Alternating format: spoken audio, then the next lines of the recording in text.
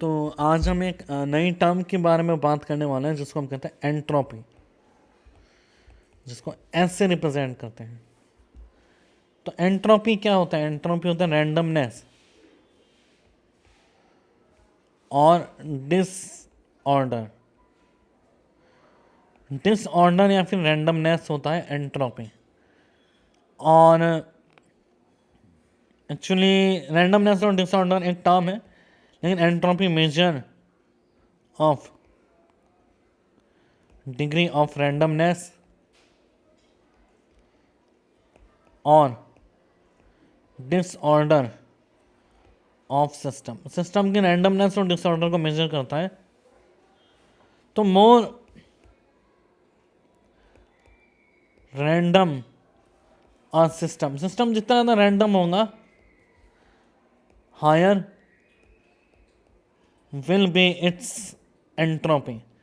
Entropy उतनी ज़्यादा होगी जितना ज़्यादा रैंडमनेस होगा। रैंडमनेस एक्चुअली टर्म के फॉर्म में अगर मैं आपको बताऊं तो सबसे ज़्यादा रैंडम होता है सॉलिड लिक्विड गैस में से। गैस सबसे ज़्यादा रैंडम होता है, तो मूवमेंट ऑफ मॉलिक्यूल सबसे ज़्यादा रैंडम होते हैं गैस में।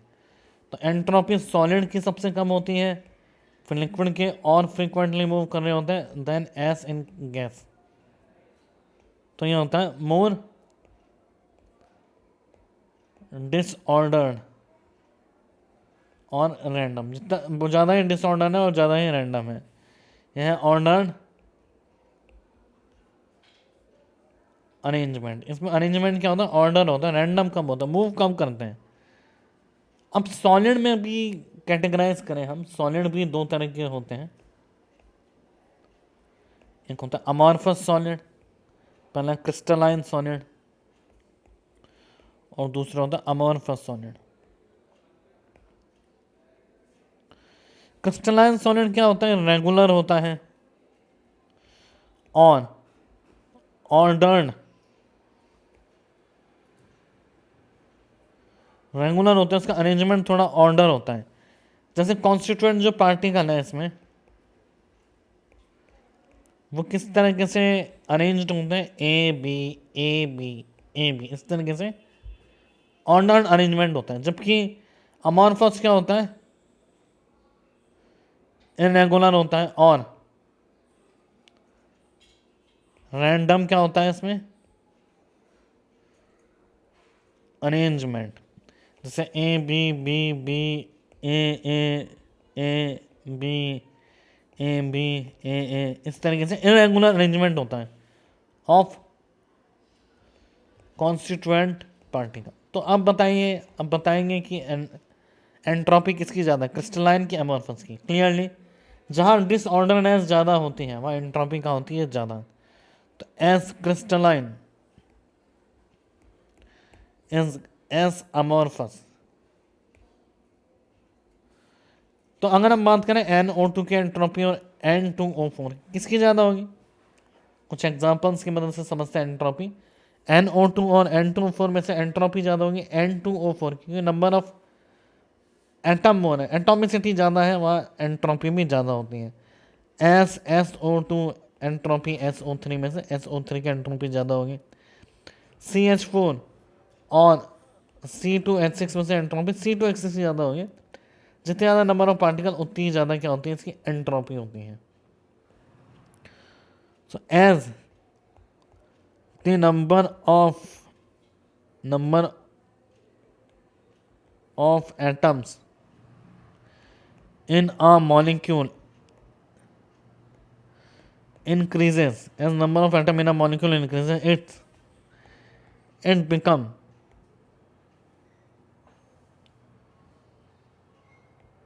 more become more complex, और ज़्यादा कॉम्प्लेक्स हो जाता है। एंड हेंस इट्स एंट्रोपी, इसकी एंट्रोपी क्या हो जाती है? इंक्रीजेस। इसकी एंट्रोपी क्या हो जाती है? इंक्रीज। जैसे SH2 है और SH है, इसका एक मोल है और इसका एक मोल है, तो एंट्रोपी किसकी ज़्यादा होगी? SH2 की। H2 टूट रहा है 2H में, तो अब यह इसका एक मोल है और इसका दो मोल है। So number of particle increases, entropy increases. इसका मतलब है एंट्रोपी इंक्रीज हुई है तो डेल्टा एस की वैल्यू क्या है? पॉजिटिव। तो कुछ प्रोसेस हम लिख रहे हैं, give the sign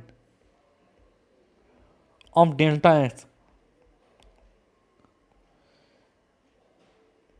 in the following process.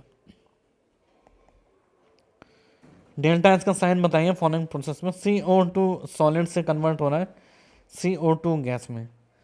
Second, H2O liquid से कन्वर्ट हो रहा है H2O सॉलिड में। थर्ड, डायमंड से कन्वर्ट हो रहा है वो ग्रेफाइट में, डायमंड। और फोर्थ, अमोनिया गैस और HCl गैस कन्वर्ट होकर मिल रहे हैं NH4Cl सॉलिड में। Fifth, SO2 gas plus O2 gas मिलकर कन्वर्ट हो रहे हैं SO3 गैस में। यहाँ हमारे को डेल्टा एस का साइन बताना है। तो पहले में सॉलिड से गैस में कन्वर्ट होना है तो एंट्रोपी क्या है? पॉजिटिव, एंट्रोपी इंक्रीज हो रही है। दूसरे में लिक्विड से सॉलिड में कन्वर्ट हो रहा है तो एंट्रोपी क्या है? नेगेटिव। डायमंड क्या है? मोर ऑर्डर्ड है, जबकि ग्रेफाइट क्या है? Less ordered. तो मोर ऑर्डर से लेस ऑर्डर जाएगा तो डेल्टा एस क्या? पॉजिटिव। अमोनिया HCl यहाँ दो मॉलिक्यूल थे और यहाँ एक मॉलिक्यूल वो भी सॉलिड में कन्वर्ट हुआ है, तो इसमें NH4Cl की एंट्रोपी, NH4Cl का आधा एंट्रोपी क्या हो रही है? डिक्रीज हो रही है। तो ये भी क्या है? नेगेटिव। SO2 और SO3 मिलके एक ही मॉलिक्यूल बनाने, ये क्या है? नेगेटिव। दो मोल मिलके एक मोल बनाने, ये भी क्या है? नेगेटिव। अब कुछ रियल लाइफ एग्जांपल, अब कुछ अलग तरह के एग्जांपल है, जैसे रॉ एग को अगर हम बॉईल करते हैं तो वो कन्वर्ट होता है बॉइल्ड एग में। तो एंट्रोपी इंक्रीज हो रही है कि डिक्रीज हो रही है? और मैं पहले ही बता दूँ, रॉ एग होता है जिसमें अंदर लिक्विड भरा हो, लिक्विड टाइप का सब्सटेंस होता है, यॉक लिक्विड होता है, और बॉइल्ड कर देते हैं तो अंदर सब्सटेंस सॉलिड हो जाता है, यॉक के फॉर्म में सॉलिड। तो आप बताओ जब वो लिक्विड से सॉलिड में कन्वर्ट हो रहा है तो डेल्टा एस की वैल्यू नेगेटिव होनी चाहिए, बट ये गलत है। चलिए आइए देखते हैं कैसे गलत है। तो क्या होता है कि रॉ एग में जो अमीनो एसिड है आर बॉन्डेड। अमीनो एसिड इस तरीके से पेप्टाइड बॉन्ड के थ्रू बॉन्ड होते हैं, लेकिन जब हम इसे बॉईल कर देते हैं तो अमीनो एसिड की चेन क्या हो जाती है? ब्रेक हो जाती है। तो इस तरीके से यहाँ तो रैंडमनेस कम है और यहाँ एस की वैल्यू ज़्यादा है, तो डेल्टा एस क्या होता है इसका? पॉजिटिव। तो इसका एक्सप्लेनेशन लिख लेते हैं। Amino acids are bonded through peptide bond, peptide bond से बने होते हैं। On boiling the peptide bond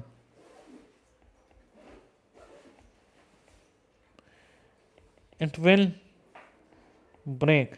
peptide bond क्या होता है? Break, and amino acid molecules get free. Amino acid के मॉलिक्यूल क्या हो जाते हैं? Free, and hence it increases the entropy. और ये क्या कर लेते हैं? एंट्रोपी क्या कर लेते हैं? इंक्रीज कर लेते हैं।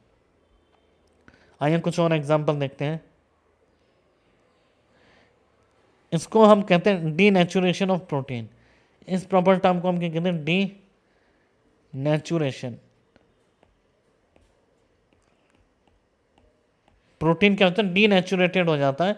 इसमें ये जो अमीनो एसिड के पेप्टाइड बॉन्ड हैं ये क्या हो जाते हैं? ब्रेक हो जाते हैं। अब है जैसे कॉल्ड, एक मिनट, अमीनो एसिड के पेप्टाइड बॉन्ड के अंदर ब्रेक हो जाते हैं। डीनेचुरेशन कहते किसे हैं? डीनेचुरेशन ऑफ प्रोटीन अलग एग्जांपल है, एक बार हम इसको मिक्स ना करें इससे। डीनेचुरेशन ऑफ प्रोटीन की अगर हम बात करें, डीनेचुरेशन क्या होता है प्रोटीन का, तो प्रोटीन का कॉल्ड स्ट्रक्चर जो होता है उसको अगर हम डीनेचुरलाइज करें तो किस में कन्वर्ट हो जाता है, अनकॉल्ड स्ट्रक्चर में। कॉल्ड स्ट्रक्चर होता है क्वार्टिनरी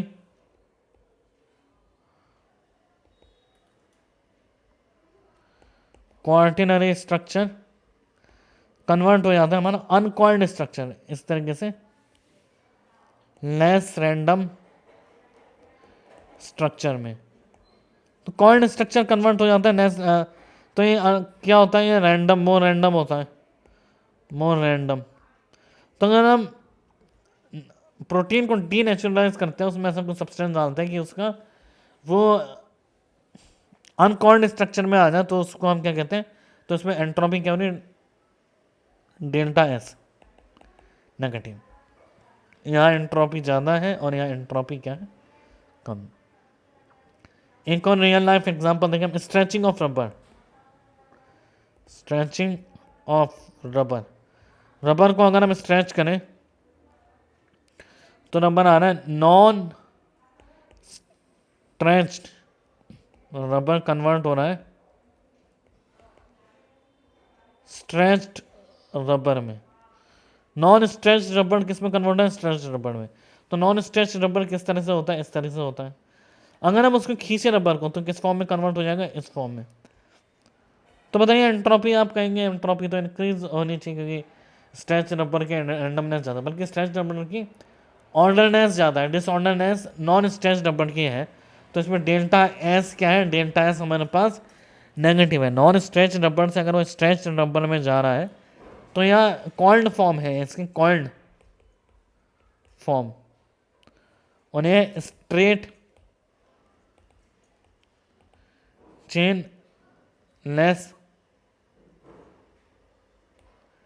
स्ट्रेट चेन और ये लेस कॉम्प्लेक्स है। तो इस तरीके से डीनेचुरेशन प्रोटीन हुआ, स्ट्रेचिंग ऑफ रबर हुआ। और अगर हम कहें इन दोनों में डेल्टा एस क्या है, नेगेटिव, लेकिन हम कहें बॉइलिंग एग में डेल्टा एस क्या होता है, पॉजिटिव। ये काफ़ी एग्जांपल है हमारे इसको रैंडमनेस को समझने के लिए। अब आइए हम मैथमेटिकल डेफिनेशन ऑफ एंट्रोपी देखते हैं।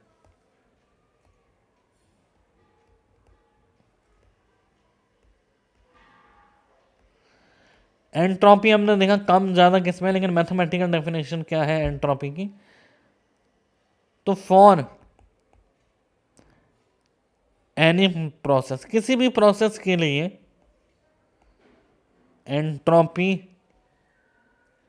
चेंज इज कैलकुलेटेड एज, किसी भी प्रोसेस के लिए एंट्रोपी चेंज को कैसे कैलकुलेट किया जा सकता है,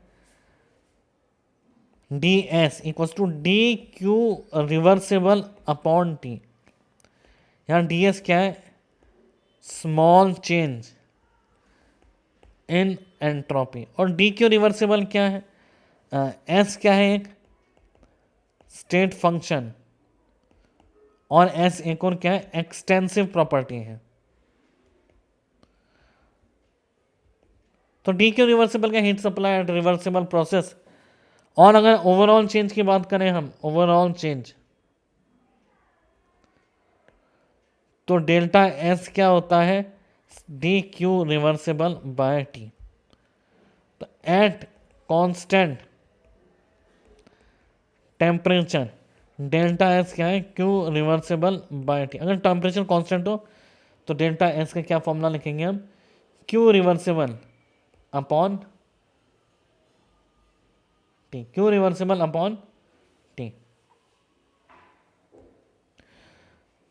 तो अगर हम बात करें फॉर एनी रिवर्सिबल प्रोसेस, अगर हम इनरिवर्सिबल की बात करें, फॉर एनी इनरिवर्सिबल, क्या रिवर्सिबल प्रोसेस के लिए एंट्रोपी डिफाइंड है, नहीं। For any irreversible process entropy is calculated by considering एम एन इमेजिनरी रिवर्सिबल पाथ तो जैसे ए से बी में अगर वो जा रहा है क्यू रिवर्सिबल, अगर ए से बी में जा रहा है वो इरिवर्सिबल पाथ से, तो अगर हम इसको इसका डेल्टा एस कैसे कैलकुलेट करें? डेल्टा एस तो होता है क्यू रिवर्सिबल अपॉन टी। तो हम क्या मानते हैं, हम जानते हैं एंट्रोपी एक है स्टेट फंक्शन है। तो अगर ए से बी में गया रिवर्सिबल पाथ से, तो हम यह मान लेते हैं ये कोई इमेजिनरी रिवर्सिबल पाथ है, यहाँ कोई एक इमेजिनरी रिवर्सिबल पाथ है। तो बी की हम डेल्टा एस क्या क्यू इरिवर्सिबल अपॉन टी तो कैलकुलेट नहीं कर सकते, डेल्टा एस का ये फॉर्मूला ही नहीं है। तो हम इसको क्यू रिवर्सिबल इमेजिनरी पाथ के थ्रू मान लेते हैं कि भाई ये ए से बी में कोई इमेजिनरी पाथ से गया होगा, डेल्टा एस की वैल्यू रहनी सेम है। ए से बी में किसी भी पाथ के थ्रू जाए, डेल्टा एस की वैल्यू क्या रहनी है, सेम रहनी है। तो delta S A B imaginary, delta S A B irreversible. ये क्यों delta S A B imaginary क्या हुआ, delta S A B irreversible? क्योंकि एंट्रोपी क्या है, is a state function. Entropy एक स्टेट फंक्शन है। तो डेल्टा एस इमेजिनरी क्या हो जाएगा, d Q reversible imaginary upon temperature. Temperature रहना चाहिए कांस्टेंट थ्रू आउट द, अब फॉर्मूला ये है, अब टेम्परेचर थ्रू आउट कांस्टेंट रहता है तो हम इसको फर्दर कैलकुलेट कर सकते हैं, नहीं रहता है तो भी हम इसको इंटीग्रेट करके कैलकुलेट कर सकते हैं।